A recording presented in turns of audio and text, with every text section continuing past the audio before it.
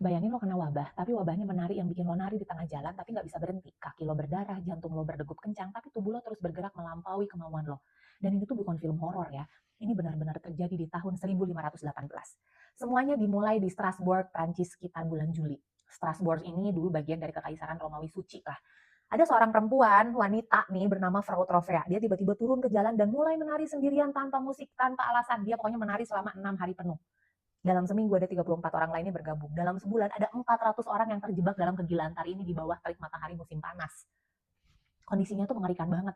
Orang-orang mulai pingsan, bahkan meninggal karena serangan jantung, stroke, dan kelelahan hebat. Dan bukan yang ngobatin ya, para dokter dan penguasa kota saat itu tuh malah mengira kayak mereka butuh mengeluarkan energi ini. Mereka justru membangun panggung kayu dan menyewa musisi agar orang-orang ini tuh terus menari. Hasilnya ya justru semakin banyak korban yang tumbang. Apa penyebabnya? Ilmuwan modern punya dua teori utama. Yang pertama ergotisme, keracunan jamur pada roti gandum yang efeknya tuh mirip LSD, jadi memicu halusinasi dan kejang. Yang kedua, histeria massal, stres ekstrim akibat kelaparan dan penyakit yang memicu kondisi psikologi kolektif.